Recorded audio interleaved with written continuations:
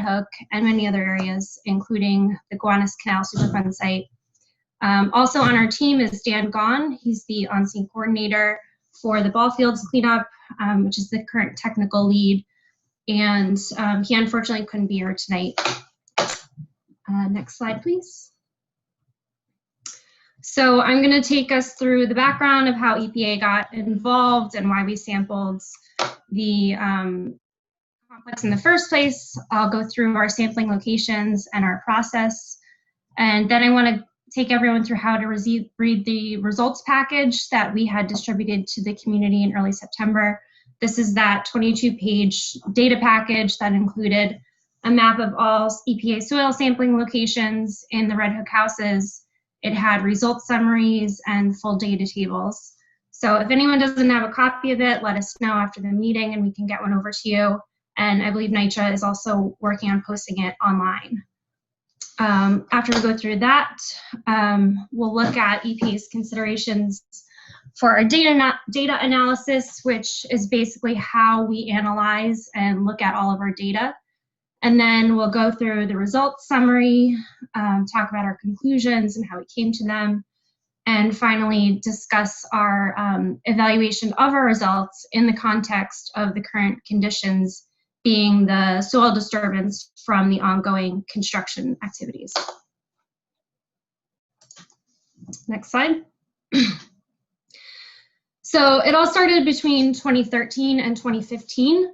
The New York State Department of Environmental Conservation had referred several historic secondary lead smelting facilities within Red Hook to EPA for investigation. The facilities were long gone, but we were assessing whether they may have contaminated the soil in surrounding areas with lead and other heavy metals through dust emissions from their smokestacks or vents if they had them. We didn't have a lot of information about these historic smelters, but we were checking to see if they could have created this contamination because EPA does have the authority to clean up waste from known and defined industrial sources, such as historic lead facilities.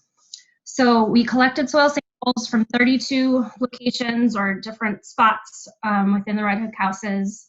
All of the samples were collected from the upper 2 feet of soil, and in each location we had 5 different depth intervals. And we'll go through this again with some visuals. We analyzed all of the soil samples for metals, especially those related to historic smelters, which were lead, tin, arsenic, antimony, cobalt, copper, iron, and a whole bunch of others. Next slide, please.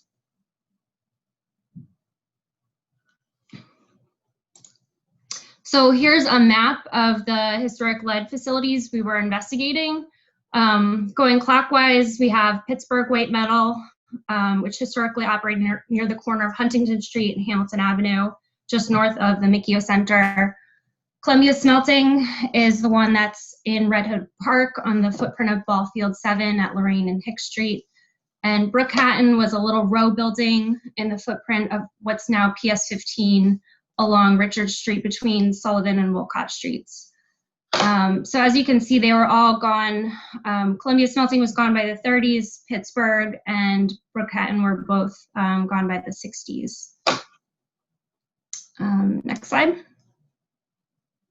So the first page of the data package has all of the sampling locations on one map shown with the location ID. And they're a little hard to see here on the slide, but you can see them if you zoom in on the PDF that we had sent out. We had chosen the sampling locations where there potentially could have been impacts from the smelters based on the prevailing wind directions. And to summarize the data both within this presentation here tonight and in the data package, we kind of split it into 2 areas for summary purposes. One being the Brookhaven sampling in Red Hook West, and the other we called the Pittsburgh and Columbia sampling, more dispersed throughout Red Hook East for the most part. Next slide.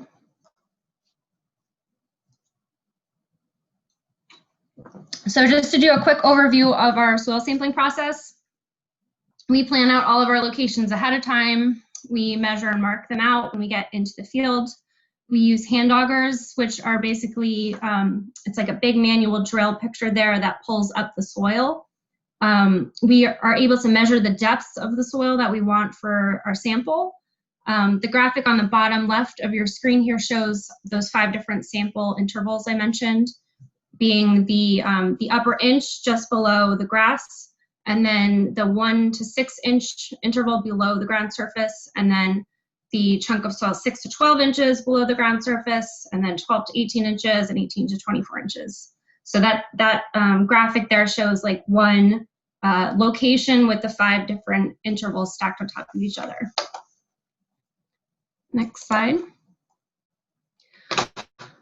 So we collect soil from the different depth intervals separately. We use disposable scoops dedicated for each and every sample, and then we jar up the samples and ship them to the lab for analysis. Next slide. So this brings us to the basics of how we review and analyze sampling results. The screening criteria that EPA uses are called removal management levels, or RMLs, for residential soil. And RMLs are risk-based concentrations meant to be protective of specific populations. So there are, this is like different sets of screening criteria that's for different purposes. Like at residential properties versus commercial or industrial properties, it's based on the usage of the ground there and who's going to be coming in contact with it. The residential RMLs that we used for this project, comparing to the data we had here, are the most conservative and protective, and are designed for residents, including sensitive populations like children, pregnant women, people with any sort of health issue. And they also assume frequent direct contact with soil. So these are very conservative screening levels that we use when we look at the data. RMLs are specific to each contaminant, so it's specific to each metal here, or any kind of contaminant that we're looking at.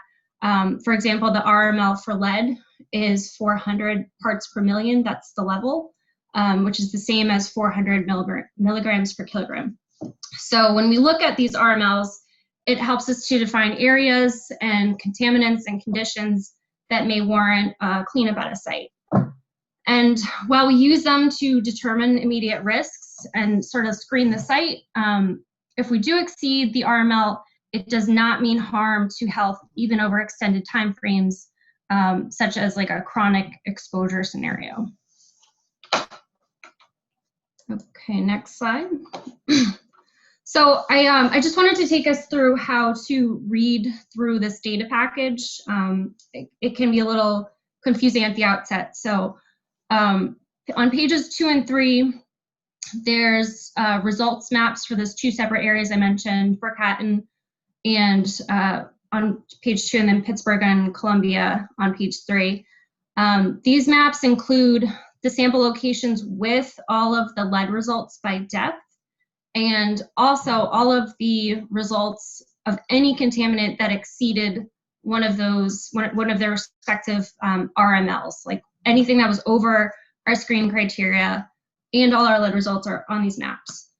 So each location has a bubble, which is what's kind of zoomed in here on this map. Yeah, this is the right one. The graphic here breaks out, you can see like each, if you look from the top of that bubble to the bottom, those are the results per depth interval going down. So like first you'll see that sample number here, it's P001, SS001, and then there's some numbers after it. So that's the sample number, and then next to it that I have like kind of highlighted in green in the brackets is the sample depth. So that's like 0 to 1 is the upper inch of soil, 1 to 6 is the soil from 1 inch to 6 inches below the ground surface, and so on.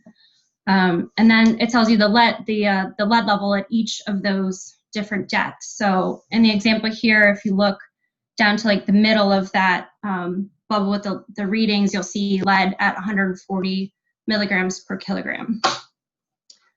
And in this sample here, we see that both lead and arsenic exceeded their RML screening criteria at the deepest interval, which was 18 to 24 inches below ground surface. Anything that was above its RML is in red text throughout, just to highlight where, you know, that's how we look at this. We look at where all the possible problems could be. And next slide. And then, so following along with the tables, there's a lot of pages of data tables in that results package. So how to read them is you find that sample number that we were just talking about on the last slide within the results bubble. Find it on the very top line of the table there, and then everything in that row is showing you all the different detections of all of the metals listed on the left side of the page. So you can see the aluminum level, the antimony level, the arsenic level, like, and so on, all the way down the column there. So that's one sample. And then those blue columns in between where all the metals are listed are the RMLs, those EPA screening criteria, as well as the New York State screening criteria. And then we also highlight in the table where there was any exceedance of the RML. Anytime there was a hit of any metal that was over the screening criteria, it gets highlighted. Okay, next slide. So aside from looking at the screening criteria, the RMLs, we do a really thorough analysis to determine the source of contamination, because that's what tells us if any contamination that we find is within our authority to clean up, which we always, you know, we're always excited to help. We look very closely at that. It does get tricky in urban areas. There historically were a lot of incinerators in formerly industrial areas, like some parts of Brooklyn here. There's also high usage of historic leaded gas, which obviously was phased out, and lead-based paint. And different contaminants like that can also contribute to elevated lead concentrations in urban areas. Fill or soil fill material that's used to fill in and grade sites during development and construction also often has a high lead content and usually doesn't have known sources, especially if it's historic. And it's an issue in Red Hook because most of Red Hook was historically a marshland that was gradually filled in starting in the 1800s or earlier.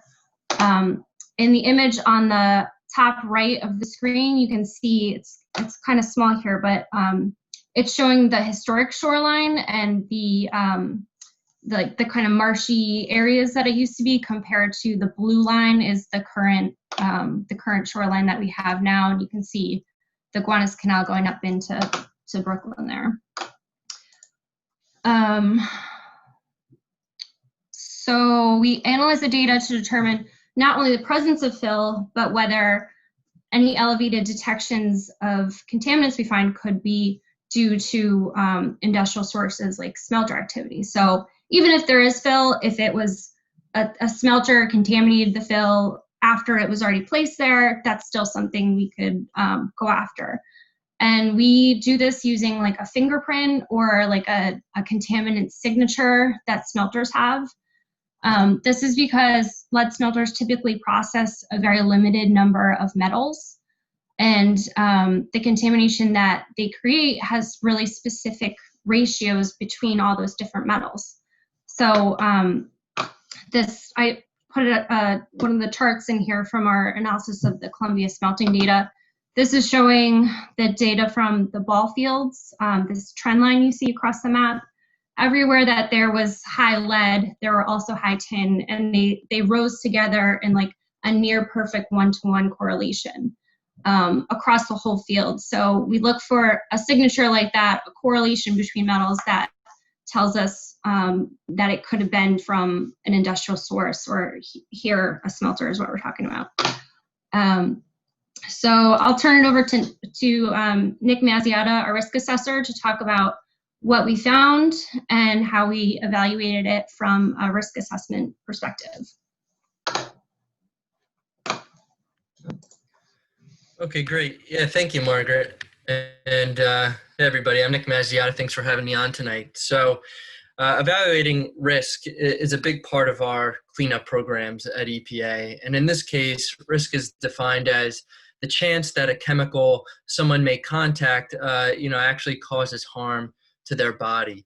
And so to evaluate risk, we need to look at the concentrations of the chemicals present and how people might be exposed to them. Think about, dust inhalation, ingestion, chemicals absorbing through the skin. Those are the types of things we look at. And so the first step that we took here was we compared the concentrations on the Red Hook properties to the removal management levels that Margaret mentioned earlier. They're meant to be protective of certain populations. So in this case, we chose residents as a very conservative scenario. And for the chemicals that exceeded those levels, we then looked at exposure. And this is really important because if there are elevated levels of a contaminant, but no contact with that contaminant, there's essentially no risk. Okay, and one example is looking at the use of the areas that we examine. For example, it could be gardens versus yard space. When you garden, you're actively contacting and disturbing soil. But if the area is yard space, a good grass cover can actually be a pretty effective barrier to contaminants underneath, like metals.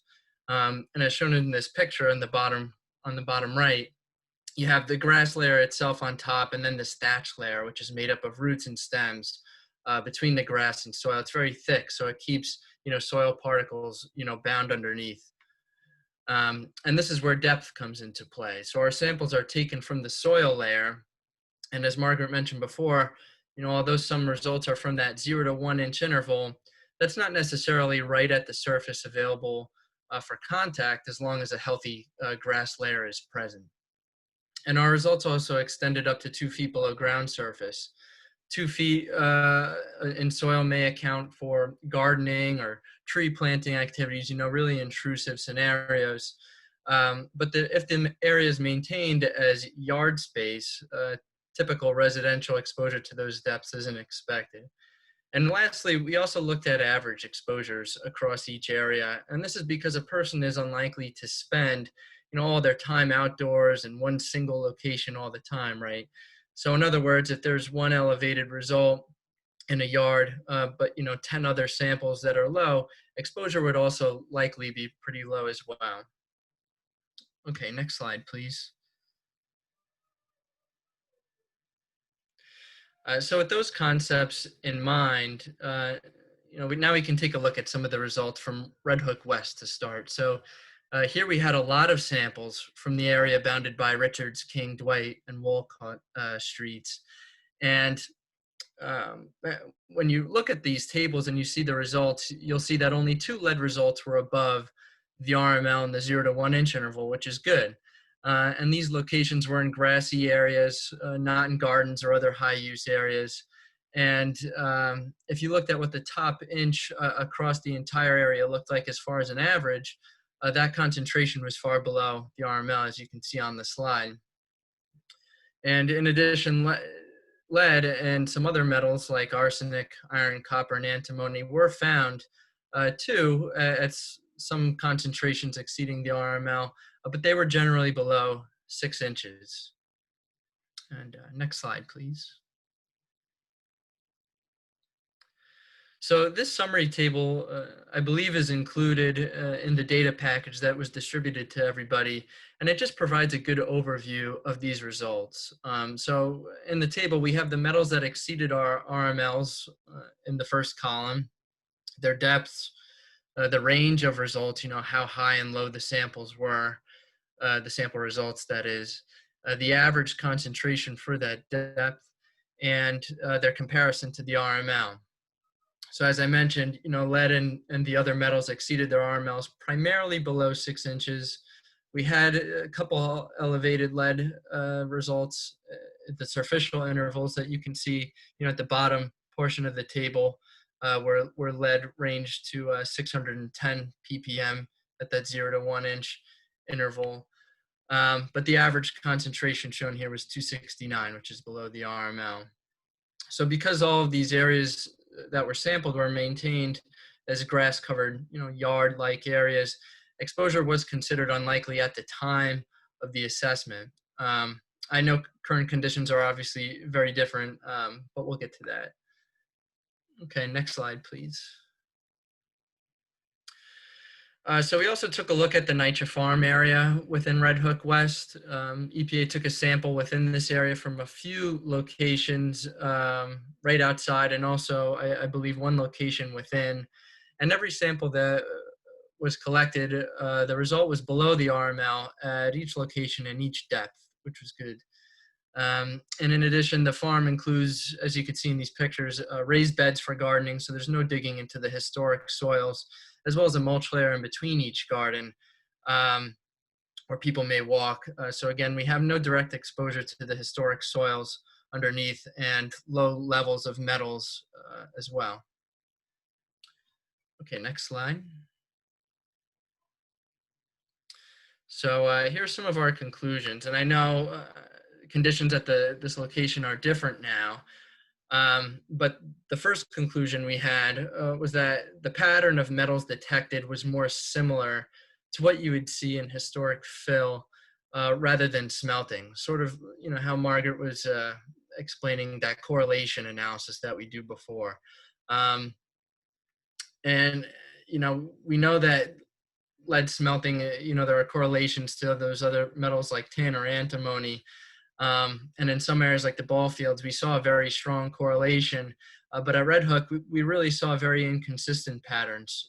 And that was more indicative of fill material being brought in to develop the area from different sources over time, you know, possibly impacted by things like historic uses of lead and gasoline, like Margaret mentioned. So this means that the lead in the soil was outside of EPA's authority, since the agency is tasked to evaluate impacts from smelting operations specifically. But since lead, regardless of where it comes from, can be harmful, we still performed a full evaluation so that we could help NYCHA address these concerns and protect community health in the most effective way. And so just in summary, again, what we found was all metals were generally low in the top inch outside a couple hits of lead. Most of the other metals, including lead, were highest below 6 inches.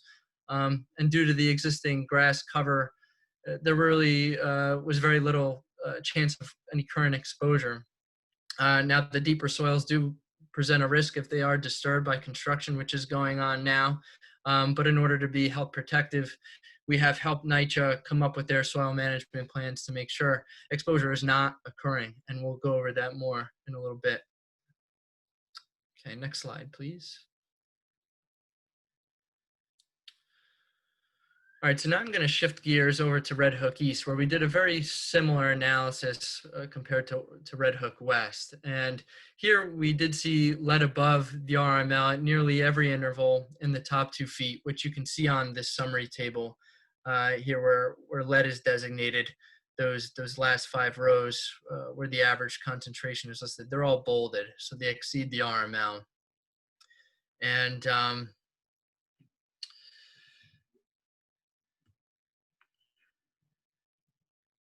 I'm sorry, the average of the other metals, arsenic, cobalt, and iron, which did exceed in some isolated circumstances, never did exceed an RML. And those isolated exceedances were really at depth. They weren't towards the surface. Okay, next slide, please. So I just wanted to note that samples weren't collected in Red Hook East specifically to characterize risk. Typically, we collect a lot more samples to characterize what an exposure may be. They were really collected to evaluate the potential extent of smelting impact.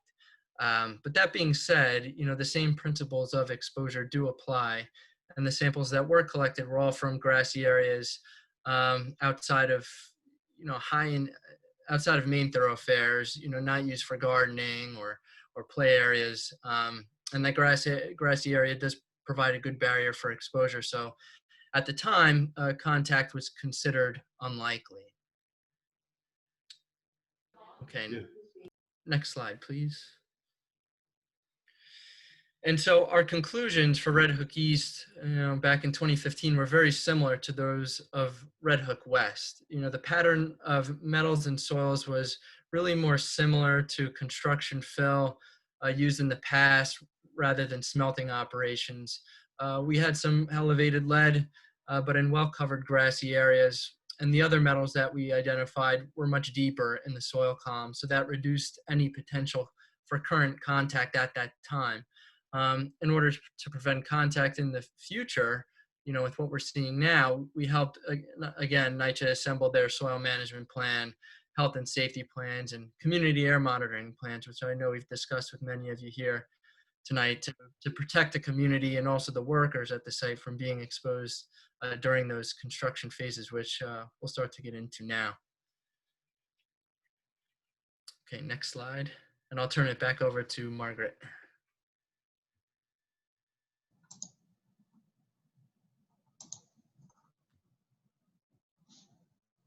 Thanks, Nick. So on to the current conditions.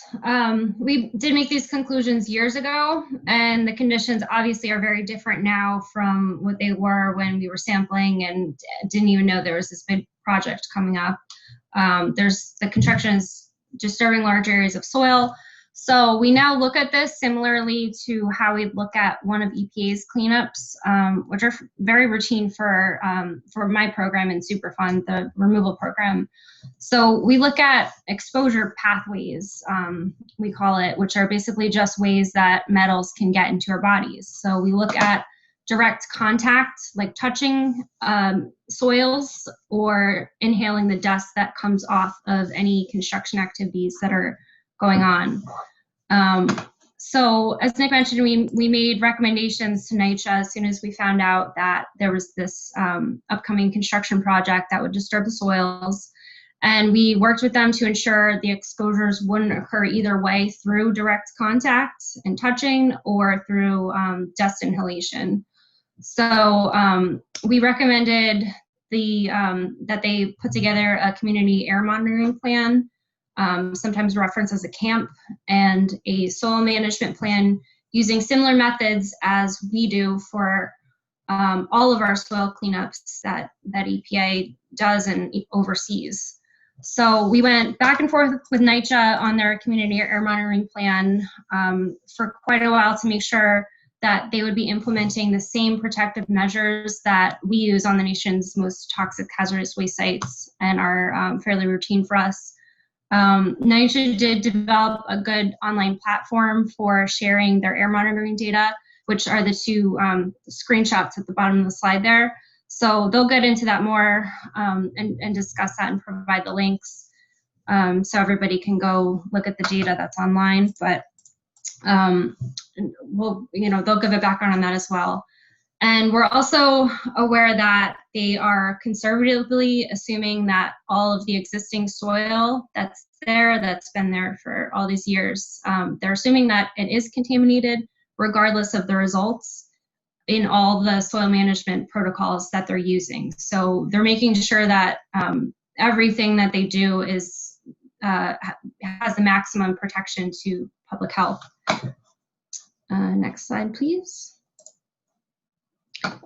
So this includes fencing to prevent direct contact with the soil. We know that the worker exposure is maintained and monitored under OSHA.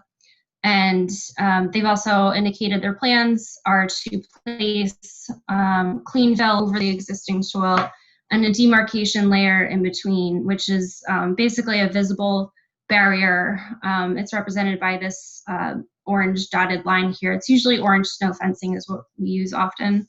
But that would prevent future exposure in case anyone is eventually digging through that clean fill and would come across something bright and obvious that signals that care should be taken to dig beneath that because it may be contaminated.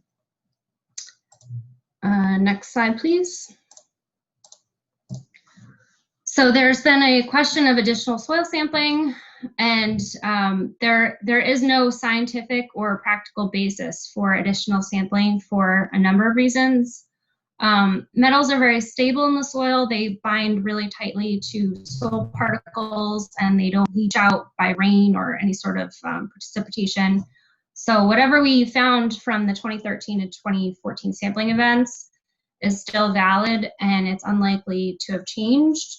But more importantly, any future sampling that would be done or could be done wouldn't change the current construction protocols. Everything would still be managed the same as it is now, because all of those existing plans consider the soils to be contaminated, whether they are or not. And they are using containment measures which are highly health protective, with the goal of protecting the most sensitive populations, like children and pregnant women and anyone with health issues. And then, as I mentioned, the plans include placement of a foot of clean soil on top of all the existing soil across most of the complex, which NYCHA will go into much more detail about. And next slide, please. So just in conclusion, just to hit on everything we discussed, in all the areas we sampled, there was no evidence of contamination from the historic lead facilities that EPA was investigating. We didn't see a release from these facilities onto the NYCHA complex, onto the Red Hook houses. We did find some elevated lead levels and other metal detections that were a little bit elevated, but we didn't have any exposures to those levels because they were mostly in the deeper layers of soil. So when we learned of the resiliency project, we recommended appropriate soil management protocols as part of the current construction work, and we advised NYCHA's community air monitoring plan. The current dust control measures and the soil management practices are effectively inhibiting exposures to soils and dusts, and preventing exposure is preventing risk. It doesn't appear to us that there's any health risk to residents if all of NYCHA's protocols are followed. Which brings us to oversight. And while it's not the role of EPA to be conducting any oversight, we did, this project got the attention of our headquarters liaison with HUD, and we had a series of discussions to make sure that the federal monitor would be involved in this project. So the monitor team is overseeing this work, which NYCHA will cover in their presentation as well. So although we don't have an oversight role, we have been out to the ball fields every week looking at the construction process there, because we are overseeing that work. And we haven't seen any red flags. NYCHA's soil management team and their protocols seem appropriately taken seriously. And with that, I thank you all for your time, and I'll turn it back over to NYCHA to discuss more specifics of their soil management. Thank you, Margaret and Nick, for the presentation. And just as a reminder, we have one more presentation from NYCHA's end before we start the Q&A session. I also wanted to mention that this meeting is being recorded. And so if Zoom cooperates with this, we will be able to send this for all the attendees who were not able to be here today. And also my colleague had just emailed the copies of the presentation. So to all the attendees who registered via email, this presentation is in your inboxes, so you can follow accordingly, both of them. I will now hand it off to Mike Cooper. He's the program manager for the NYCHA's Recovery and Resilience Department. He will go over part 2 of the presentation, and then we can begin the Q&A. Hi, Mike.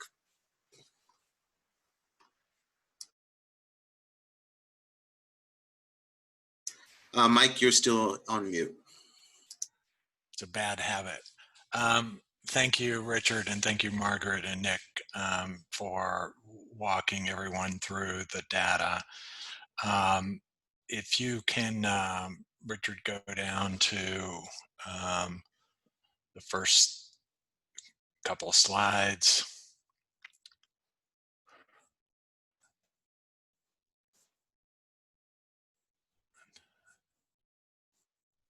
Next one. There. So what I want to do is take off from what Nick and Margaret said, which is that the key thing that we need to accomplish is to control exposure. We know the soil concentrations are elevated. They're primarily elevated depth. So our focus is to follow EPA's recommendation to prevent exposure of residents and the public to those soils while they're being managed. As has been pointed out previously, there's a good bit of ground disturbance activities going on at this site, primarily associated with the new buildings, which are shown in blue, and then the utility corridors that are also shown as the blue lines. Next slide. So the first part of this just restates what EPA has said. Translating that into actual action on the ground really falls into two categories. There's the short-term period during construction, and then there's the period after construction is complete. The existing soils are not going to go away. So we want to be able to control that exposure even beyond the construction period, which has been done prior to the construction with the grass cover and other things that are in place. But after construction, as we'll point out, there will even be more robust cover, and then a system in place to let people know in the future if they start excavating where they need to take extra precautions, and that's the use of the demarcation layer. Next slide, Richard. So the long-term protection kind of briefly touched on the, I'm sorry, Richard, can you go back to the previous slide? So the short-term summarizes there. We're basically segregating people from the excavated areas with fencing. If we have an area where the vegetation is disturbed, it may not be an active construction area, but because of equipment running over it or whatever, we may disturb that vegetation. It may be not the degree of excavation that requires fencing, but we recover that area with bark or other material until permanent vegetation can be reestablished. And then dust is the primary thing that could migrate beyond our control work zones. So we put a lot of effort into controlling, preventing the dust, and then ensuring through the monitoring that we've been successful at that. Now the next slide, Richard. So the second phase of this is the long-term protection. And even though this project is not an environmental cleanup or that sort of project like the ball field, as it turns out, the funding that was made available through FEMA and the efforts that went into that results in putting a number of measures in to protect against future flood events that require the placement of a good bit of fill material. And we have the option in the placement of that fill material to use what we call clean fill. Clean fill basically is fill that has levels of metals and other constituents that are below what the state has deemed to be acceptable for residential use. So as we progress through this project, NYCHA is committed to leaving the upper 12 inches of area that is disturbed or where fill is placed by this project to be clean fill. And in many cases, it will be more than that. And then we will place the visible marker, which is basically will be orange construction fence, so that if somebody in the future, long after this project's done, needs to go out and do an excavation, they would encounter that marker and know that they need to take additional measures. Next slide, please. The other thing we're doing is we have a good bit of excavation that occurs on site. Under the state criteria, we're certainly allowed to reuse that backfill, particularly like in utility trenches from whence it came. And so, and some of that will occur, but we will ensure that the upper 12 inches of that backfill will be clean fill and underlain by the visible marker or the demarcation layer. Next slide. So it gets us back to the community air monitoring plan, which Margaret mentioned. We did put a lot of effort in working with EPA, even though EPA wasn't required to do this from any sort of regulatory perspective. They were very helpful in working through this with us. We started as the template with the ball field because we have similar metals and similar concentrations. So we thought that was a good starting point. So what we adopted into the plan was the dose control measures, and then the system for monitoring at the perimeter of those individual excavation areas to ensure that those dust control measures were effective. So in essence, our community air monitoring plan, which is available online on NYCHA's recovery website, serves, if you will, as the health and safety plan for the residents and the public. There's separate health and safety plans that the contractor develops specific to the workers, and those requirements are governed by OSHA, and the contractor has to take particular measures to measure and ensure that the workers are not exposed to excessive levels of lead. And so that's handled under a site-specific or project health and safety plan that's put together by the contractor, reviewed by us, and once again, the contractor is obligated to comply with that by OSHA regulations. As Margaret indicated, the data is available. It's at those two links, and we've tried to make the review of the data as straightforward as we can. On the very first page, when you go to that link, you will see a summary for the week. And there's a table that shows you any exceedances on that week and then explains those tables. You can go to the next page and see see what Margaret had shown, and you can see the total data for the entire monitoring period and all the locations that had been have been monitored. So going back to the dust control measures that are incorporated into the camp, one is the obvious: if you have high winds and therefore a big potential for dust, then we don't do excavation and backfilling. And the high winds is determined basically by the U.S. Weather Service. They put out warnings for that, and if such warnings are in place, then we wouldn't do excavation or backfilling operations. And then the primary means of controlling dust is to keep soils wet. If the soils are wetter, then they just tend not to reduce dust. The other measure that can be taken if necessary is just keep the size of the excavation area down. If you're starting to see some generation of dust, either visibly or through the monitoring, then one management technique is to reduce the size of the excavation. The other, which is important, is we try to keep everything tarped, and that's both the piles that are being excavated and the haul trucks. Now, one thing that one may notice when they go out to the site, they may see some soil without a tarp on it, but that will generally mean that they're in the process of doing an excavation.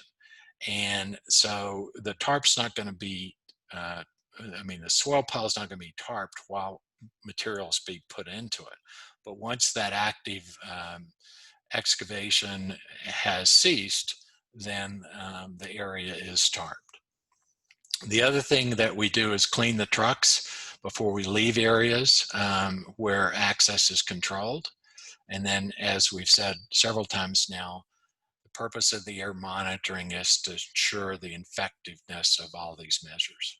Next slide, please. So just a summary, basically through the end of last month, we started monitoring in mid-May. The little blue dots on the left, which is a map you see on the website, shows all the locations where excavation or an activity that required monitoring in accordance with the camp has occurred. Those dots, there may be more dots next month. I don't think we've quite covered 29, that we've covered quite all the locations, potentially the utilities. But we've taken over 5,000 individual measurements. And an individual measurement is a measurement taken at 10-minute intervals at any given location. And out of those over 5,000, we've had 8 records where we exceeded the action level. The action level is the same as what's used as the ballpark. It's also one that is recommended in the state's guidance, and it's 150 micrograms per meter cubed. That's added to background. So because we always have background concentrations of particulates in an urban setting, so what we're looking for is what the excavation may add to what's already there. So the action level is related to background. Out of those 8, 2 were associated with a welding activity that occurred close to one of the monitors. The monitors pick up particulates. Welding generates particulates. It doesn't go very far, but in this case, it picked it up. Same with concrete cutting and removal. That one doesn't tend to go very far. It's very limited, but if it should occur in a close proximity to the monitor may very well register that. So out of these 8 over the number of months since this has been going on, we had 4 that were related to excavation. Dust occurred above the action level. Measures were immediately taken to reduce that, and in all cases, the next reading, which occur on 10-minute intervals, was less than the action level. So I think the monitoring has demonstrated that we've been pretty effective in controlling the dust. Next slide, Richard. So I want to talk about what occurs in the long term as a result of this project. As shown here, there is a lot of area that gets additional fill placed. And that's shown in the legend. You basically have the green areas, which are primarily what we've called the lily pads, which are areas that are where fill is placed next to and within the in between buildings to raise the elevation to protect the entrances from future flooding. And then as part of just managing the pressure on that could be exerted by floodwaters when it occurs, we control seepage in some cases around the building. And that's what the little blue and orangish areas are seepage barriers. So the main point of this is this project, as you can see, results in the placement of material over a large percentage of the site. We've roughly estimated that's probably 60 to 70% of the site. Next slide, please. So this is one of the lily pad areas. This is they're all very similar. This particular one is in the area of building 9 and 10. It shows what the surface ends up looking like after all of this is placed. So you have play areas that have a rubber mat. You have some sidewalk areas, or what we're calling hardscape. And then you have some areas that end up being grass. There's a number of layers of material that go underneath, as you will see in the next slide. Richard, please. So this is just a general cross-section of, so if you took a slice through what I just, what we just showed you, this is the cross-section, or what those layers consist of. So first, we have a fill layer that gets us up to the elevation we need to be at to control flooding. we will end up in that elevation ensuring that at least the last 12 inches is clean material. As I said before, there are other requirements in our specs as to the type of soil that will require the importation of material to meet those engineering requirements. So therefore, we will generally always end up with more than the 12 inches, but we're ensuring we end up with at least the 12 inches, plus those surface measures that are shown on the previous slide, such as the playground matting, the hard surfaces, the vegetation. And then underneath the bottom of the clean fill, wherever that intacts anything that represents on-site material, we'll once again have the demarcation layer. Next slide, Richard. So the other big area of where excavation occurs in the site is really the utility excavations. We're doing a lot of improvements on the heating distribution, the electrical distribution. So there is a good bit of utility excavation that's shown back in the previous slide. When you put utilities in, there's various engineering requirements for how the utility gets placed, how the pipe gets placed, what gets placed around it. I've categorized all that here as just fill. But in the upper 12 inches, we will ensure that where we end up is, first we'll have the demarcation layer. We will then have a minimum of 12 inches of clean material, and then there will be vegetation on top of that. Next slide, Richard. And then I wanted to go back to those areas that were identified on the previous slide as what we call the seepage barriers, just to once again to show you the profile of the fill. So there'll be existing in place soil. We place some fill on top of that. On top of that fill, if that fill is on-site soils is used, we'll put a demarcation layer, and then we will ensure the upper 12 inches is clean material. The same as there's another type of seepage barrier we're installing that actually has a impermeable membrane at the bottom of it. And essentially that membrane would serve the same purpose as the fill, because if one excavated down, you would hit this basically plastic-like material that you wouldn't easily be able to penetrate through. Next slide, Richard. So this brings us back to what Margaret referenced, how NYCHA is doing oversight and compliance. So with that, I'll turn this over to Dan Green, who's head of NYCHA's compliance department. Thanks, Michael. Hi, my name is Dan Green. I'm NYCHA's Chief Compliance Officer, and I'm just going to talk briefly about some of the work that our department, along with our Environmental Health and Safety Department, have been doing with respect to this project since we last met in August.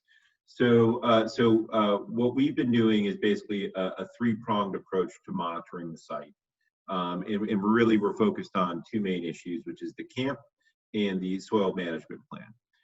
So our first process is going to be on-site monitoring. So we basically have been doing periodic on-site monitoring with our EHS team member who has a technical background and who is visiting the site to make sure that the air monitoring equipment is operating properly, that the soil management plan is being followed and all the safety measures are being followed, and then documenting that in reports and referring it back to myself and the director of the Environmental Health and Safety Department. If any deficiencies are identified or deviations are identified, we ask questions.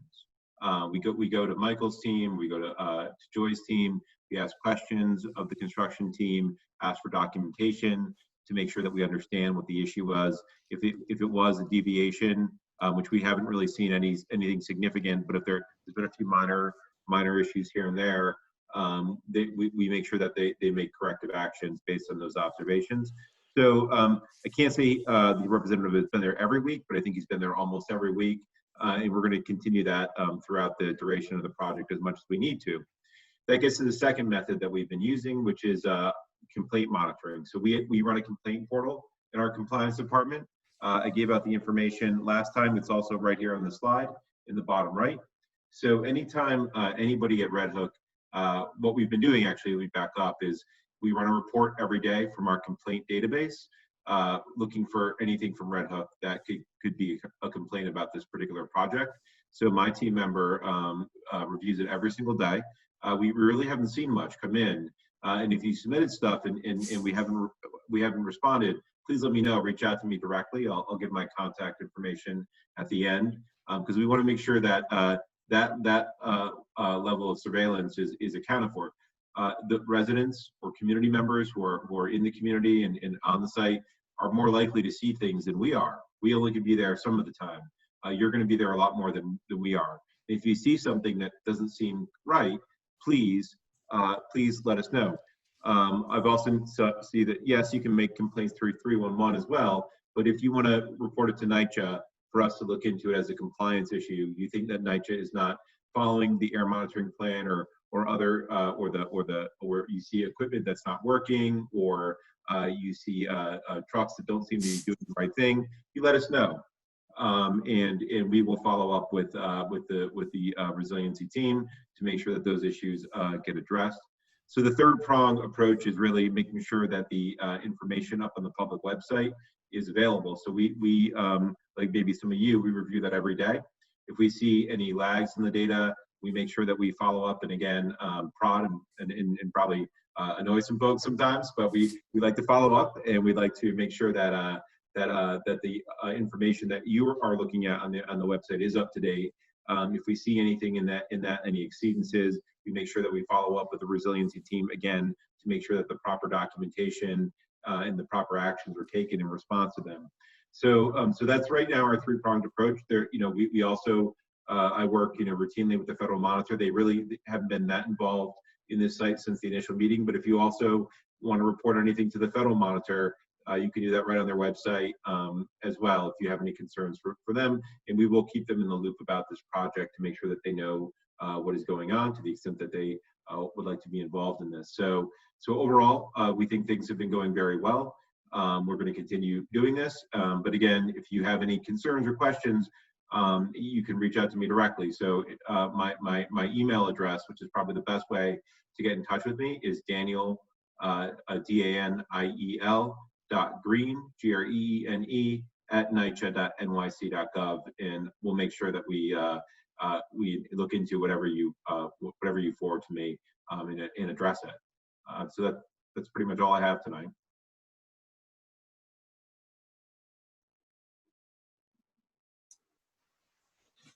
Thank you, Dan.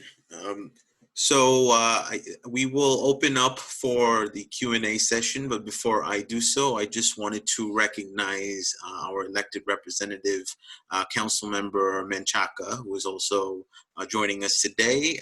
Council Member, if you wanted to say some few words.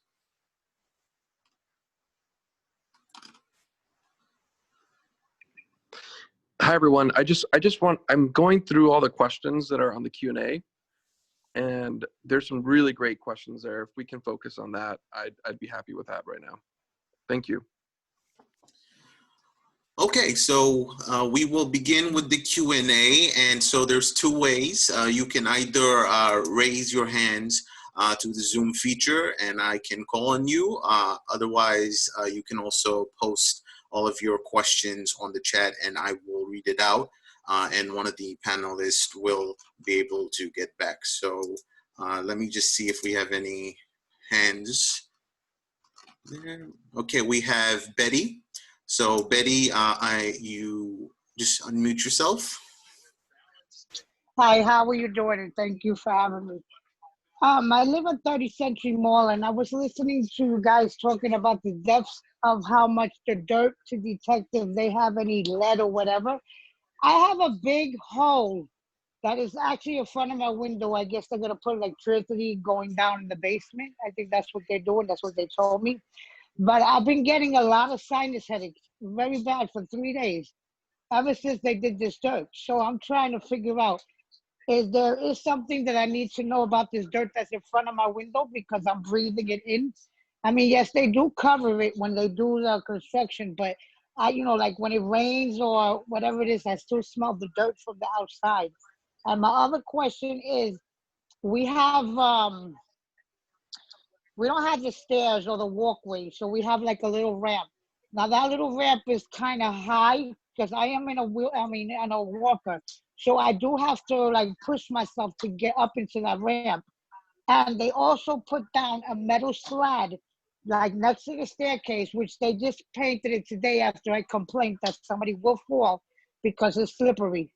Now my question is that going to be safe for any residents that is in the 30th Century Mall to come out and not slip and fall, because even though they paint it?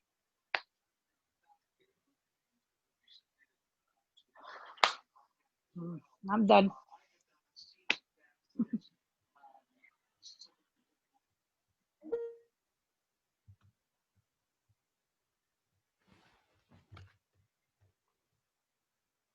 So sorry, again, you've caught us at our nascent Zoom stage, and we don't have an easy way to pass to different panelists. So I'm going to just speak to the ramp question, and just thank you for bringing that to our attention. I'm glad the request that you made for painting was responded to. That's certainly the way we want our field staff to respond to concerns from residents. By all means, we want to hear concerns, and we also want to assure you that we design these temporary measures to always be code compliant, ADA compliant, and Dan's office can also field concerns like that if you don't feel like you're getting enough of a response from the R&R staff on matters like that. And then for the soil question, I'm not really sure how we're fielding these between Dan, Mike, and EPA. So I'm trying to figure out the best way to.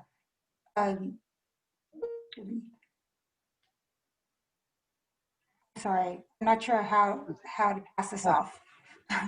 Betty, hold on one second. Okay.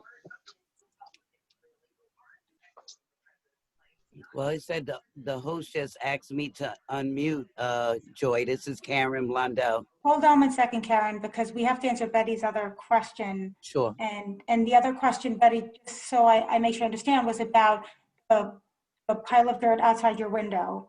And you No.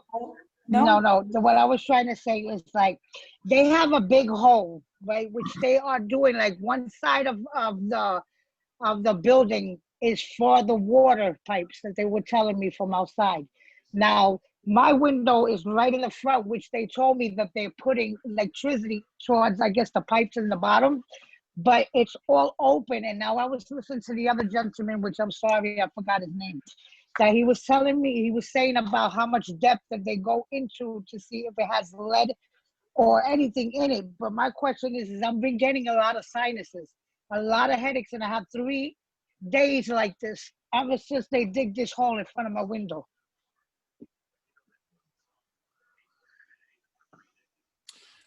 So this is Mike Cooper. I was the one presenting earlier, and then Dave Stahl's on, and you may have talked to him. He's our person primarily on site. We do cover windows when there's an excavation going on adjacent. And we monitor the dust at the perimeter of those excavations, and we haven't seen, I mentioned the exceedances before, we've seen very limited amount. So if the excavation's not going on, unless there's some high wind or some unusual event, then you're not going to be exposed to the dirt and the material that is in the excavation outside of your window. Dave, I don't know if you have any specifics that in terms of, you may know more about this particular location that you can speak to. Yeah, we are bringing in the utilidor right into undergrade there. So we're excavating between 4 and 6 feet deep, and in some places maybe about 6 or 7 feet to expose the basement wall to bring in our cables. Mm-hmm. So that's correct. But like I said, we followed the camp. Whenever we excavate out in that area, we have the dust monitors in. And like I said, there were no exceedances to my knowledge in that activity. We've had our exceedances out in the bigger areas where we would have been excavating the pods. Those 3 or 4 exceedances occurred out there where our building excavations are going on. But one thing, I want to step back to her other question regarding the ramp. I'm gonna take a look at all the ramps because we just put those in, and we put them in with our safety people oversight to assure that we had the appropriate slopes and widths for ADA access. But I'll take a look at that. The steel plate, I know that's where our excavation actually goes under the sidewalk. So we put a steel plate over that. I'll take a look at that tomorrow. What's your address? It's 30 Century Mall. 30. Okay, yeah. I'm on site almost every day. I'll take a walk over there and take a look and make sure that I can make sure that the ramp is compliant and that steel plate is taken care of. And I do appreciate you speaking to the guys. If you've got an issue, I have a CM on site full time that tries to address these kind of things. So I do appreciate you speaking out. You're welcome. Before we go on to the next, oh, sorry. Mike, did you want to answer more to Betty, or should I just? No, I was just there was a number of questions in the chat from Karen, and I was going to try to respond to that. Yeah, I appreciate that. I actually, sorry, there was one more thing that we were supposed to talk about before the Q&A to try to hopefully pre-answer some questions. And if you've been writing questions in the Q&A box, we are definitely looking at those as well. So hopefully we'll answer questions that people have at the top of their mind. I just wanted to, even though this is not a general construction update, before we kind of did the deep dive into soil and maybe some people left, I wanted to use this as an opportunity to talk about updates on 2 of the disruptions that construction impacts have had on residents. And I know this is top of mind for a lot of people on this call. So just wanted to make sure we took this opportunity to update people.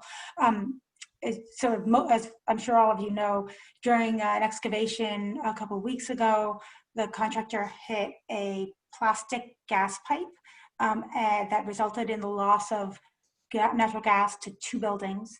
And while NYCHA was able to restore the gas for heat and hot water that night, the gas for cooking has been disrupted and now requires a gas riser replacement in those buildings. And this, I want to sort of start by saying we try to avoid this kind of impact as a top priority of safety across the program. And there's a whole separate call we could have on all of the protocols we have in place and all the steps we take to try to avoid that. But that said, it happened. And so we want to use this as an opportunity to get even better and even more stringent on our protocols. There's a new level of coordination between NYCHA and National Grid. Now they're not just doing their utility markings off their drawings, they're actually coming to the site. They're sending staff to the site before any excavation so they can visibly locate the valve boxes, and they hand dig down to find the utility lines that they see on their drawings. They don't just assume that if it's on the drawing and they spray paint that it's below that line, below that space.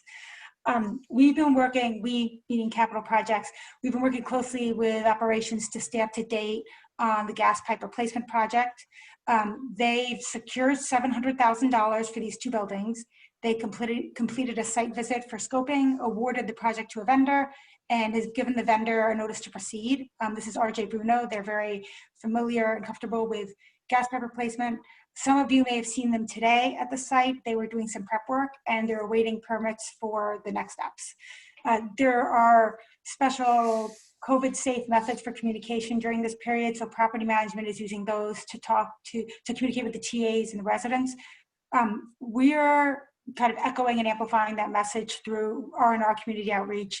So whenever we get updates from property management, we send it out through our regular email communications more broadly to stakeholders, including yourselves, and make sure that our call and number has that information as well. Yesterday, there was a water pipe break. And this was in an area where there had been digging about a week before. But this was hand digging, and that hand digging was about 4 feet above this water pipe. And so this represents kind of a whole new level of sensitivity of infrastructure, because it's hard to get more careful than hand digging.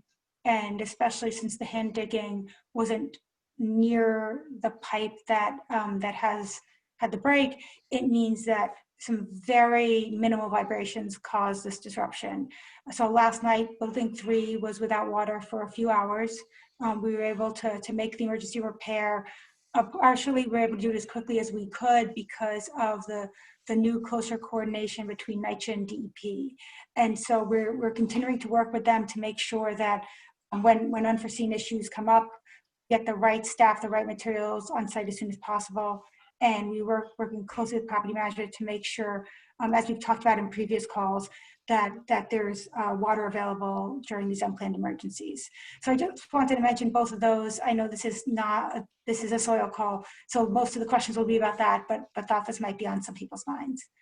So I'm going to hand this back to Mike, who is about to answer some of the questions in the Q&A. Yeah, before you do that, Joy, I just also wanted to take a moment to recognize Dan Wiley.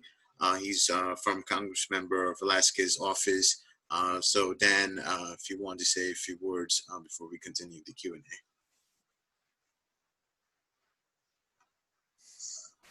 I think you have to unmute Dan.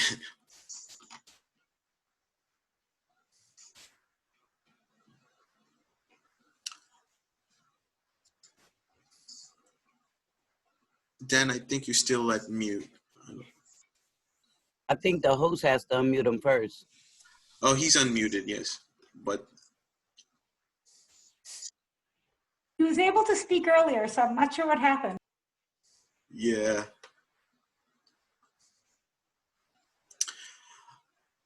Sorry, Dan, it seems that you're still in mute, so I will get back to you later, but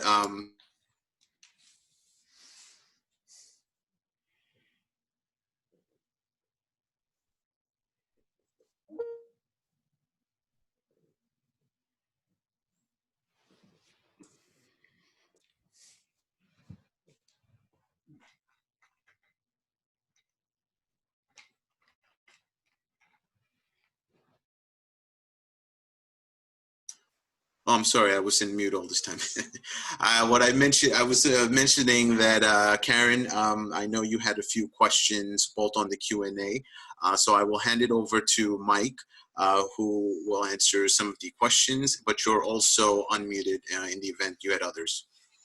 Yeah, I just wanted to make just one statement. So I know you guys are doing a pretty decent job, but the perception on the ground is a little different, especially when you live in the same apartment for decades. And I've been in this apartment since 1989. And so I remember there was also some landscape work done where they elevated the front of these developments, at least on Columbia Street back in the 90s.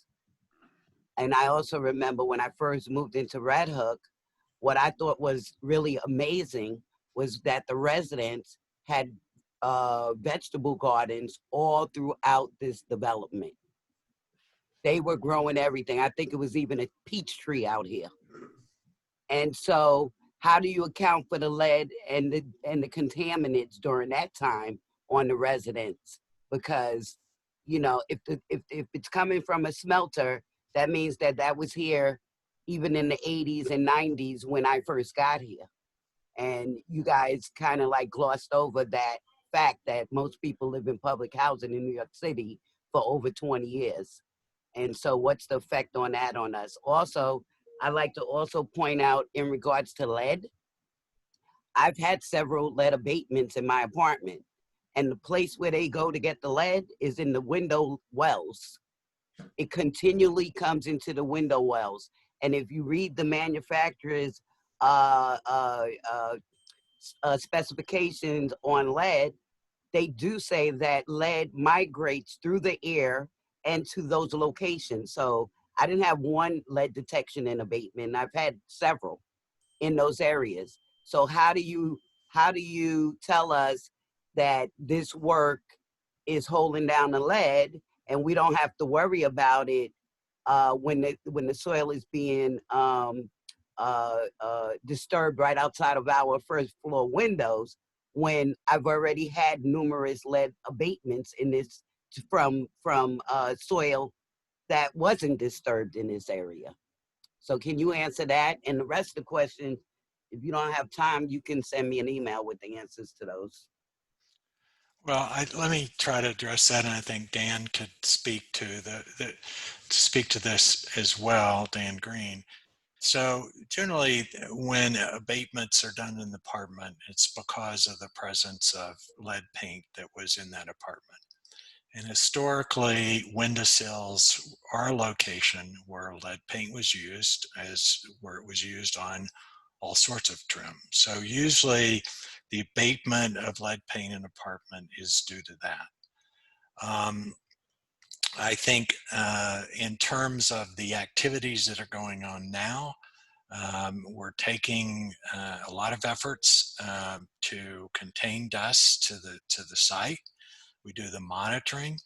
I will follow up on Dave Stahl's suggestion that if there's a particular something particular going on in a particular apartment where you believe that dust is getting into that apartment associated with the excavation activities, then please reach out to Dave and the CM project managers on site so they could look at that condition specifically.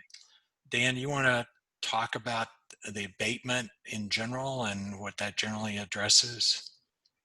Yeah, sure. I mean, abatement in general is going to address lead-based paint, as Michael said. Certainly, Karen, I agree with you. Window troughs or window wells are a place where dust can accumulate. And if that dust has lead in it, that's definitely a place where that could accumulate. But to Mike's point, I think we want to make sure that the appropriate window protections are in place, the dust monitoring is in place, and that should guard against that type of risk. But yeah, I mean that lead dust can accumulate, or any dust can accumulate in those types of areas. And as Mike said, if you feel that there is some dust intrusion from the construction site, let us know so we can look into that to make sure that it's properly addressed. And then to your first point of your question, I think the information that EPA provided today was invaluable on the history of the data in this area and the history of the smelters. I'm not sure what really, unfortunately, we can do right now about some of the past practices in terms of vegetable gardens and other things. I mean, unfortunately, that sounds like it occurred, and not too much we can do about it now except for prevent it now while the construction work is ongoing and in the future as well. And when this project is constructed, as Michael outlined in his presentation, we are going to get that good layers of clean fill and other protective barriers along on most of the site, 60 to 70% of the site, and that's gonna protect those risks of exposure in those areas. So not too much we can do about the past, but the future is I think is going to be much more protective. This is Nick Mazziata from EPA. I can also speak to gardening a little bit. So one thing that we do know about lead in particular through various studies that have been conducted in the past is that lead doesn't typically absorb into plant tissues, especially ones that are fruiting vegetables. So if you were consuming, vegetables or fruits that were planted, the probability of exposure from lead in the fruit or the vegetables themselves is actually pretty low. Where the risk lies is actually if the vegetables or the fruits weren't washed very well and there are dust particles on the fruit or vegetables that you then consume. I know you mentioned it was a very long time ago, so it's probably hard to remember fruit or vegetable washing practices back then, but that would have been the main mechanism of exposure. So that's why I recommend to anybody that's growing vegetables to always just wash them very thoroughly, simply to avoid any dust particulates that could be on them while you're consuming them. Thank you, all three of you, Mike, Dan, and Nick. Those three explanations together made me feel a lot better. And I hope it helped other people who are listening in. Thank you. Karen, I think I also saw a question you posed to me at the beginning of our presentation about AstroTurf and whether that provides an effective barrier to underlying contamination as well. And my answer to that is yes, definitely. You know, I'm not intimately familiar with turf construction, but from what I do know about it is that it involves multiple layers.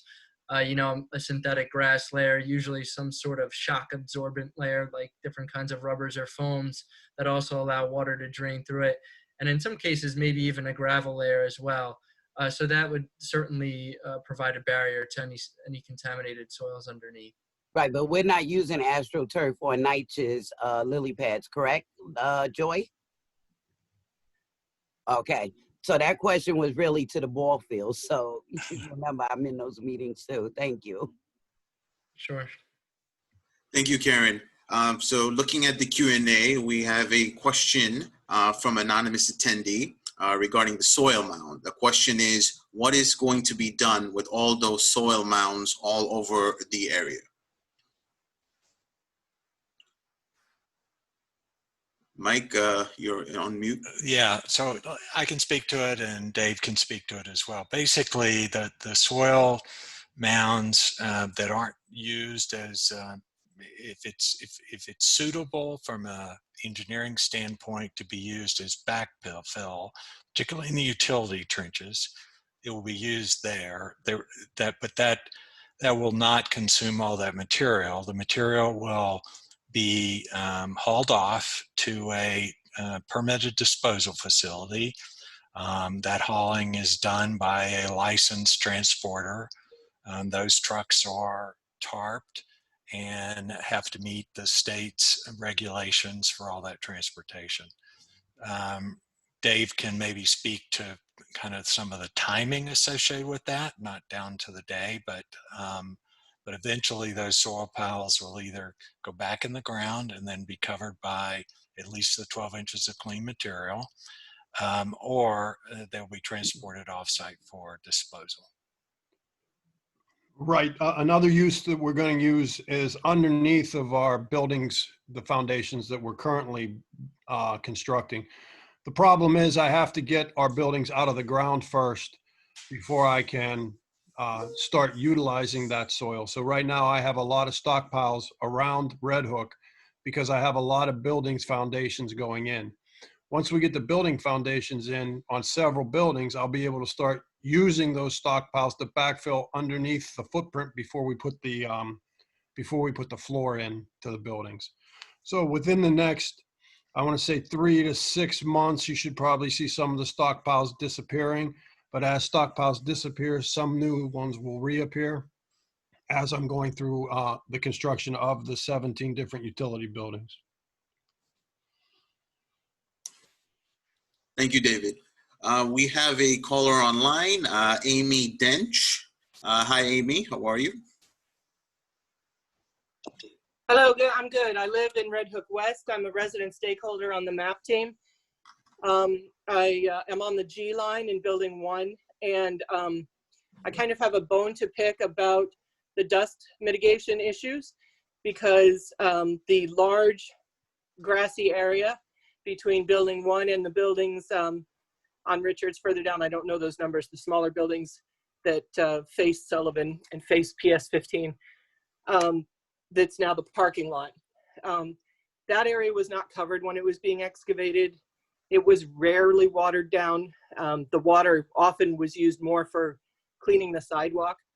There were a lot of dust issues. I did bring them up to Onell. I even sent Onell pictures of the dust that was coming into my apartment. It was very fine black dust. I had to clean daily because it would accumulate significantly that it could be seen on the windowsills and on the floor, on furniture that were near windows. The heat on the lower floors, the heat is very high. So like when the heat is on, you've got to have the windows open. And then in the summertime, it's hot, you got to have the windows open despite air conditioners. Through the seniors, through the city, we received a new AC unit, and they installed it in that window. And I have no cracks or anything around it. The way they've sealed that window off is fantastic. I have much less dust now that the temporary parking lot has been put in. However, I'm very concerned about the mitigation issues for the dust, because I feel that they weren't really doing everything that they should have been doing when they were excavating. They weren't really covering it. The ground was exposed all the time. I don't remember any tarps in that area at all during the whole process. So it's very frustrating to me to hear that, we've complied with the mitigation, plan, but I really feel that oftentimes it hasn't. And like, even when I sent the pictures, no one came out and looked. No one followed up with me. I'm concerned about it, because I feel that issues haven't been addressed, and that they weren't being monitored as well as they should have been. And going forward, now, we can't fix what happened in the past months. I'm also disabled, and I'm homebound now because of COVID, so I'm here 24/7. And my concern is breathing this stuff in. I'm only on the second floor, so I'm low. It comes right in. Going forward, I'd like to know, what more someone like me can do. I sent pictures. I'm very involved. I'm very active. How does someone like me not have my issues addressed? I'm very concerned about people that don't even, feel that the system, is against them and doesn't help them, and they would be unwilling to even, complain about it. How is somebody as involved as I am complain, and then I don't really get much of a response? Going forward, how are we going to fix that? Dan, maybe I think that kind of falls into one of the roles your groups plays. So maybe you could reinforce how people could reach out to you, and we can follow up more on this particular circumstance. Yeah, I mean, first of all, you can contact the compliance complaint forum. Information was provided, but you can also contact me directly, because I want to make sure that we're treating this project as a priority. I took your information down. Okay, perfect. If that happens again, please reach out to me right away. We'll send EHS down there right away to document what's going on and to make corrective actions. We'd like to, even come into your apartment to take a look at what you're seeing in the apartment, so we can document that as well. And anybody on the call, please. We want to know this information. We want to be able to respond. So please reach out to us, and we'll take the steps that we need to make sure that it gets addressed and that we're compliant with the plan. And that's the best we can do going forward. And we don't want to have that happen again. Absolutely not. Where also, can you tell me where those sites were in the monitoring where they exceeded the levels? Can you identify I think it was 4 sites, I believe. Which 4 sites exceeded the levels? We can certainly do that. You can get to that on the webpage. I will say that it takes some practice because of the nature of getting all that data on a website. Mm-hmm. But we'll certainly, you can get it there, but we will certainly follow up and give you that information. Can anybody answer right now? Was it in front of building 1? I certainly can't without the data in front of me. I don't know if Dave can or not, so. Okay. No, it wasn't in front of building 1. I know what you're talking about when we cleared that area to put in the parking lot and the waste handling for Mr. Branch. It was in, I want to say, 3 East, Pod 2, I think, is where we had one, and we had another one in another pod excavation. It might have been W7, which was on the other side of 3W. But don't quote me on that. I have the data sitting in the trailer, and I know where it is. I just can't remember off the top of my head, but I'm pretty sure nothing, because that was early on. We had no hits until we started into the pod excavation, if I remember correctly. Yeah, I can look it up. I'm very tech savvy. I used to be a paralegal, and I worked on Superfund sites. I worked in environmental defense law firms. So I'm very, very familiar with the site and the language. So one just, and I hesitate to try to get into explaining exactly how to work through the website. Once again, initially some trial and error, as with any website. But if you go there and you will see the blue dots where monitoring has occurred. You can start with selecting one of those blue dots that's closest to you, and that will pull up the data for that area. Oh, perfect. Okay. And then you can go to the graph, and what you see in the graph are some bars that are above what we call an alert level. The alert level isn't the action level. It is a conservative value that just says we need to look and see if exceedance occurred. Okay. But you can click on one of those bars. I think you right click, or just put your cursor over it, and it will show you the particular date. You can also tell the date at the bottom of the chart. And then on that same page, there's another box that you can ask for the specific report for that date. And then that'll tell you exactly what occurred on that date at that location. Okay, thank you so much. Thank you, everyone. I appreciate it. Okay. Thank you, Amy. We have two questions from Marissa at the Q&A. The first question is, in places where there are high RML levels, what are the extra precautions being taken at those sites during construction to ensure that there is limited exposure? So let me first address it, and then maybe Nick with EPA can add to it. I think one of the points EPA has made is that regardless of what the concentration may be in the soil or any material, whether it's slightly above the RML or significantly above the RML, if you keep somebody from coming in contact with that, then there is no health risk. So those locations where concentrations might be,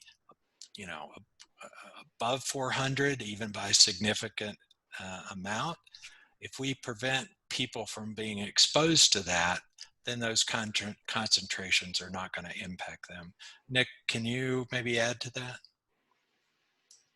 Yeah, sure. I think you're exactly right. So the actions that are going to be taken to reduce exposure are the same, regardless of the concentration above the RML, whether it's significantly elevated or just slightly elevated. And I know NYCHA has taken the conservative route in assuming that all soil, even if it hasn't been sampled, is contaminated with lead or other heavy metals. So the actions that will be taken would effectively reduce exposure. And she had a second question. Have there been any studies done that investigate potential long-term health effects for residents living nearby to sites where high RML levels have been recorded in the 2013 to 2015 study? In general, yeah, there's definitely been long-term studies for exposure to soils contaminated with various contaminants, not just metals, in residential areas. EPA doesn't typically perform these studies. Our sister agency does, the Agency of Toxic Substance Disease Registry. They're a branch of the CDC. And also the State Department of Health usually performs those sorts of studies as well. But what I can say is that the RMLs themselves are risk-based, and those numbers were developed to be health protective using data obtained from those sorts of long-term epidemiologic health studies or even animal studies, performed in a lab.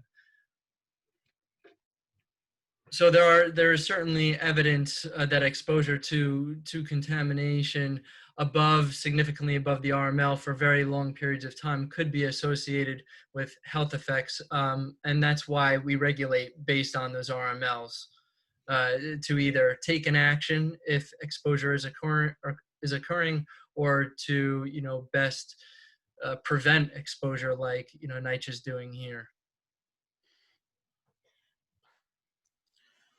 Thank you. Looking at our chat, we have a question from Jerry. You mentioned that some of the dirt piles may be uncovered while work is being done at the pile. While dirt is being added, is this uncovered pile being wet down to keep dust down? Dave, you want to? Yeah. Because we're watering the soil down when we load the truck, we haven't found it necessary to water the soil on the pile down as we drop it into the pile. And the pile itself is open during that period, and then at the close of the day, we cover the pile. But to answer your question, we haven't been actively watering down the piles while we're just depositing soil in the pile. Thanks. And he has a follow-up question. You mentioned that during the high wind period as determined by U.S. weather, no digging will be done. However, the winds in and around Red Hook houses can be very strong even before a high wind event is noted by the weather forecasters. Is there a point at which you will stop work before a high wind event is called? And I can answer that one too, Mike. Basically, we drive our excavation activities by the results of our dust monitors. Obviously, the windier it gets, the harder it is to control the dust. So if we have more than maybe a one high event and we see it's windy, we'll shut down regardless of how windy it is. If we can't, if the alarms go off more than once and we can't mitigate it, we'll shut down that activity in that location. One of the challenges at Red Hook are the size of the buildings, and the wind tends to swirl as it goes between the buildings. So we're actively watching that as we go. So sometimes, we haven't had to do it yet, but there are cases where we may have to actually move our excavation from one area to another because of those swirling winds. But we haven't had to do it yet, but we're aware of that potential. Thanks, David. We have a few questions from Tavina regarding the gas outage at our Q&A. Tavina, I can read it out unless you want to ask on call.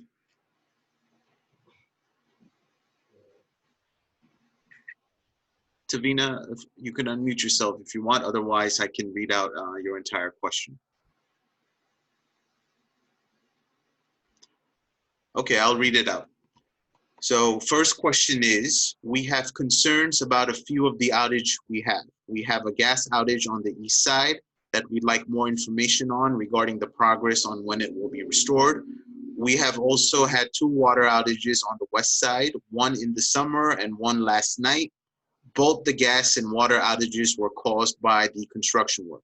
We have a few questions. How can the contractor assure the community that these incidents won't occur in the future, since this work will take place for a few years?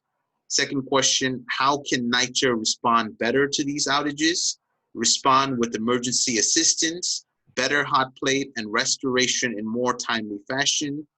And how does NYCHA plan to respond to the future outages so that tenants are not without gas and heat for months? And how can NYCHA and HRA better coordinate so that residents that experience this can receive emergency benefits in a more timely fashion? So I can start off by talking to the contractor side of things and a little bit about the restoration, although this department, Capital Projects, is not handling that, that project. So I mentioned a little bit earlier about the lessons learned. Certainly across the program, we've learned a lot about how this type of intrusive construction, while the benefits and sort of the long-term restorations to the site are critical for NYCHA residents, putting in new heat and hot water systems, putting in new site distribution, replacing critical infrastructure is necessary. There is a very disruptive period during construction, and this has been true across the developments, and we've tried to take all the lessons we've learned about the best ways to communicate over multiple channels. That's why we have the phone number, the email, the website, boots on the ground, the signage around the site. And we can always do more, we can always do better. And so, we've had conversations like this and others about other ideas that we could try to implement. This contractor is working even more closely with DEP and with the utilities than any of our contractors have before now. And Red Hook does represent not just the largest project in the program, but one of the most delicate, I'll say, developments that I've worked on. DEP has confirmed that some of the water pipes are 100 years old. After Sandy, there were some utilities that were repaired very quickly to restore services, and so are now not necessarily where we expect them to be. And so we are doing much more hand digging at this site.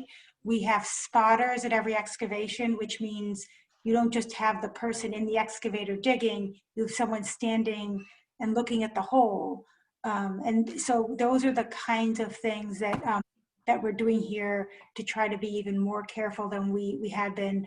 The gas outage you mentioned, one of the new practices that we deployed after that was not just to mark lines from the outside of the buildings, but to actually go inside the buildings, look where the pipe is coming out, and see if that matched. So if National Grid marked a line, we actually visibly verify that line matches where we think it should be.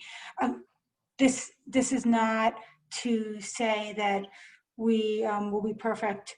We are trying our best. That is something I can say. And the vendors that we're working with have been very responsive when the unplanned incidents have happened. And so from the construction side, we'll be working very hard to hopefully maintain that trust and increase communication as we can. For the restoration, and I think you might have also asked in a different chat about the speed of restoration. So I think the gas outage process isn't new to folks, to everyone on this call, but just for folks who are not familiar, it actually involves quite a number of steps. We have materials we can share to this email list that NYCHA's produced because this question comes up so often. In Red Hook houses, we checked to see if there had ever been a gas riser replacement in buildings 11 and 13. And those gas risers have had no replacement since 1939 when those buildings were built. So we went right past trying to test the risers and see if we could just bring them back into service because we know that they need to be replaced. It is past time to replace them. There are 16 risers in building 11 and 15 in building 13.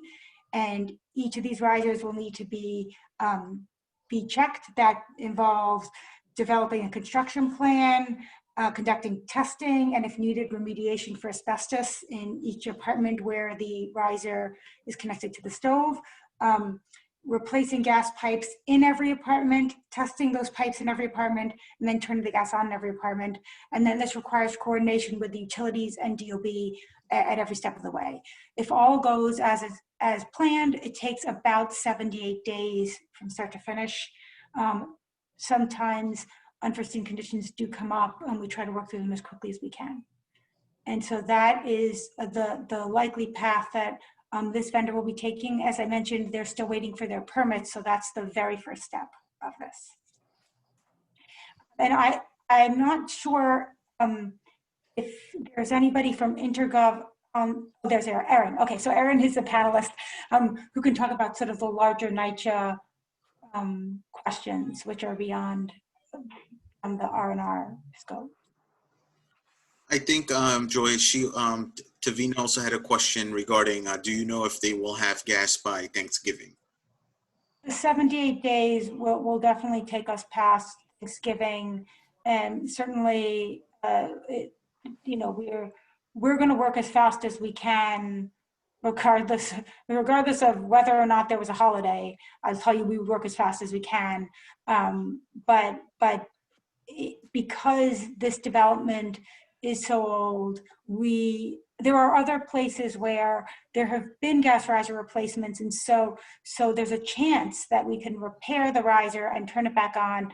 That is not possible here. These risers are from 1939. They need to be replaced, and so that's the full 78-day process at best. Thank you, Joy. We have a caller online, Ross Joy. Hi, Ross. Hi. Yeah, my name is Ross. I work at the Red Hook Community Justice Center. Big fan of David Stahl for problem solving with us through this, and definitely thank you, Joy, for being on here and responding to these issues. This is definitely very urgent. I feel too often during this construction process, we've been very reactive to issues and been reactive to, not been reactive to tenant complaints. And so I'm really glad that this is being pulled together. I just want to just a couple just quick concerns is that it feels like the resiliency effort here is actually causing further harm to the building, and for resiliency to then wash your guys' hands of the gas outages feels a little unfair. You guys directly caused an outage in a building. It was, but for your digging, the risers wouldn't have failed at this time. I think it's waiting for replacement. And if that's the de facto policy that NYCHA is taking, that we're waiting for gas leaks to occur in order to replace pipes from 1938, that is a very dangerous practice. I myself, we actually work out of a first floor apartment at 135 right underneath Mrs. Dench. We had a gas leak just 2 weeks ago, where my staff was, me and my staff were breathing gas for weeks. So again, this is very much in line with these concerns about soil.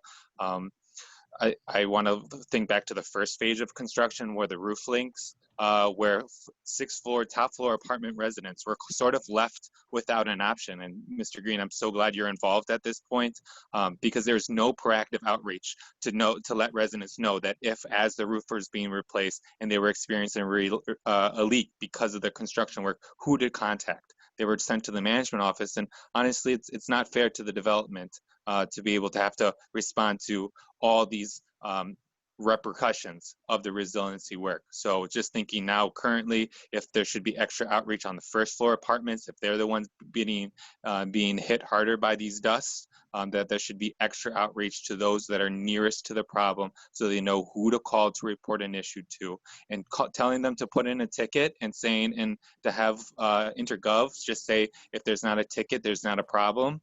That's not sufficient. So there is definitely a lot of frustration. The neighborhood does not look good. And, for the gas outages to be replaced, the gas outages went out on September 28th. That's over 30 days have passed and we're just securing funding. So what has happened over 30 days? And I think there's just saying that the delay is due to permitting, I don't think is exactly fair.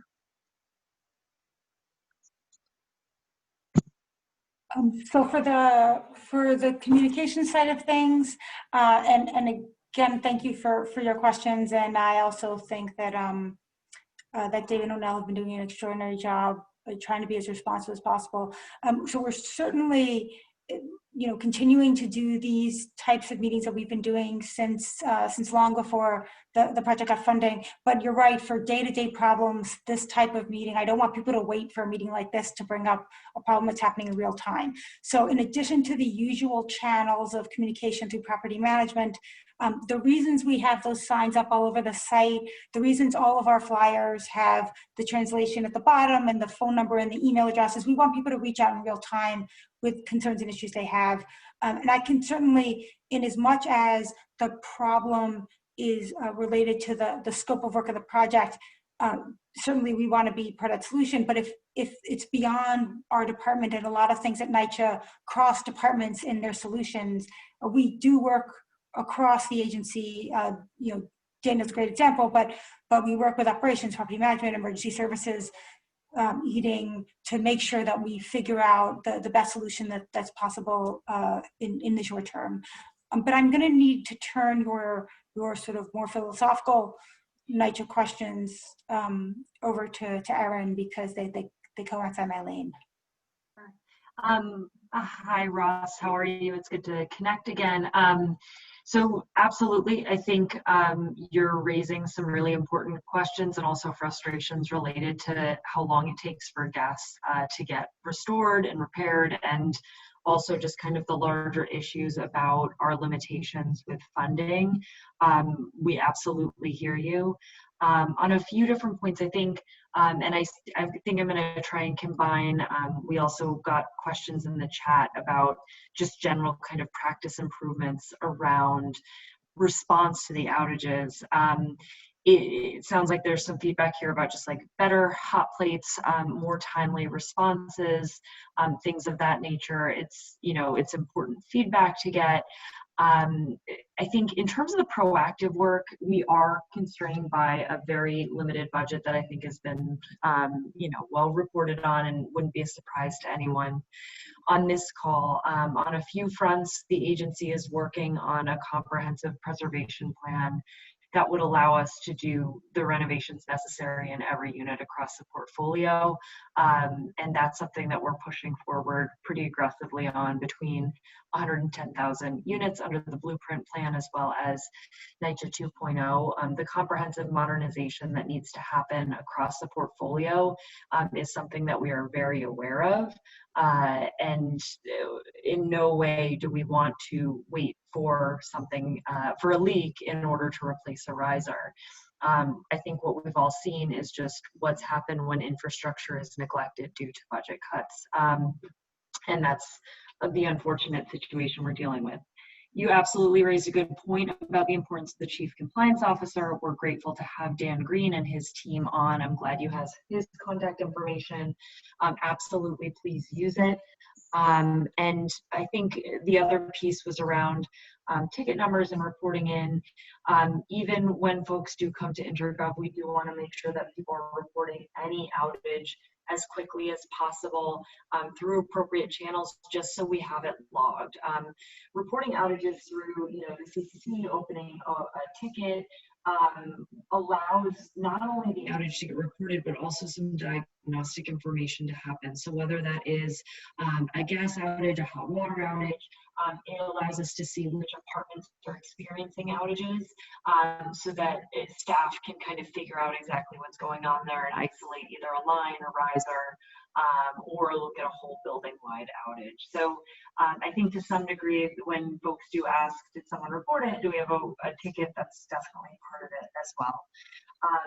I hope that addresses your questions, but again, I absolutely hear the frustration. I do think having Dan's team on board will also add just kind of that layer of compliance and accountability that folks deserve. I want to just add one more thing to what Erin was saying about the reporting, which is it also feeds into the capital planning for the agency. So it's not just the immediate response, but as we are triaging the funds that we have to respond to the most critical needs, it's important to have some level of data to look at where problems have occurred systematically so we can respond systematically. Thank you, Joy. We are at the top of the hour, something I always want to say after watching CNN the past few days quite a bit. But I wanted to give Dan Wiley from Congressmember Velazquez an opportunity to speak. Last time I know there was some technical. Let's try this again. Dan. Well, I tried rejoining to see if my mic would work. So does the mic work now? Yes. Good. All right, great. Well, on behalf of Congresswoman Velazquez over my shoulder, who's been busy traveling the country, I wanted to thank EPA for being here and sharing the work they've done, and also NYCHA, Joy and her team on reconstruction. You know, we're fortunate to have gotten funding for resiliency upgrades, at least to the campus. You know, we're very aware of the need for the interiors to also be funded. Unfortunately, the way the federal funding worked, it can only go so far, but I know that NYCHA did a lot of work to try to stretch it to cover as much in a creative way as they could. So I wanted to mention that, you know, we've had discussion about trying to have a more regular group that could work proactively on these kinds of issues and not just be reactive to when there's some crisis, but be ahead of the game in having more regular communication with all the project managers and the planners and government officials, even interagency, to solve problems and really be proactive. And the Congresswoman had spoken with the chairman of NYCHA about, would you participate? Would we be able to have a community advisory group? Now, I know we've had some discussion about that, and I wanted to open the opportunity next Thursday, November 12th at noon, for anyone on this Zoom and any of your neighbors that might be interested in discussing how would we form a community advisory group that could actually engage in a more regular way. And we could even, talk about, how it could be composed. Melissa DeValle-Ortiz in my office actually did put together an application form. So I know we have probably up to 14 people who've already applied to be part of a CAG. I think it could be bigger than that, but we could discuss more of that, the purpose of it.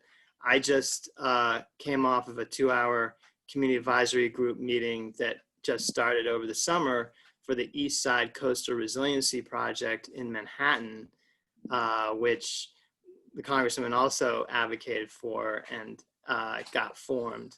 That has independent facilitation by Pratt Center. This we can figure out from the ground up how we would want it to be, so that it's really tailored to what we need. I can tell you at that CAG, they only had their 3rd meeting so far, and people were asking, what's the purpose of this? And this would be an opportunity for it to talk about what could be the purpose if we really want to create something. We have a more regular kind of workshopping to go through issues, raise issues, and have a more regular back and forth. So I put my information in the chat, in my email, daniel.wiley@mail.house.gov.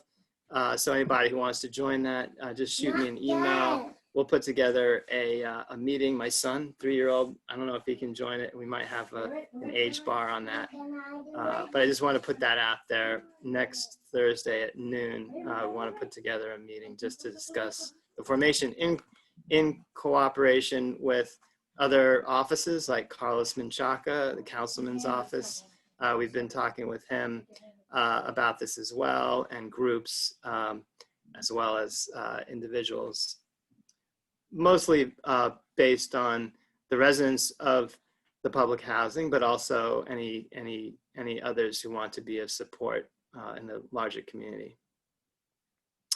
So I want to put that out there and just thank everybody for doing this follow-up. I know it's been a while since we had the town hall, but I'm glad that we did get the opportunity after the election now to do this. Well, it's still not over, Dan. It's not over, but but I'm glad we're here tonight. At least the votes are in. Yeah, exactly. And Carlos, I don't know if you want to say a few closing remarks as well. Well, I just want to associate myself with everything that Dan just said, that moving to proactive is going to be the best thing that we can do. And so really just want to know what we can do to just get this on a regular basis. You can see and hear from residents that people really are engaged right now. And let's just keep people engaged with good information. So I'm going to support that as well, and the CAG concept, and then bringing the Department of Health in on this so that they can also be prepared to answer questions from folks, because a lot of questions tonight were raised on health impacts, and it'd be great to get that expertise in this discussion as well. And thank you all. Thank you, Councilmember and Dan. On that note, it is 8:10, so I just want to wrap this meeting up. For any questions that we were not able to answer, please feel free to email us. The contact information is on the presentation and in the chat as well. If we were not able to get back to you, the email is disaster.recovery@NYCHA.gov. Again, the presentation has been emailed, and it's on the chat as well. On that note, we want to thank all our panelists, our translators, and the attendees for joining. So we will call it a night. So thank you, everyone. Good night and stay safe. Thank you. Thank you, everyone. Good night. Thank you, everybody. Thanks. Talk to you next Thursday, some of you.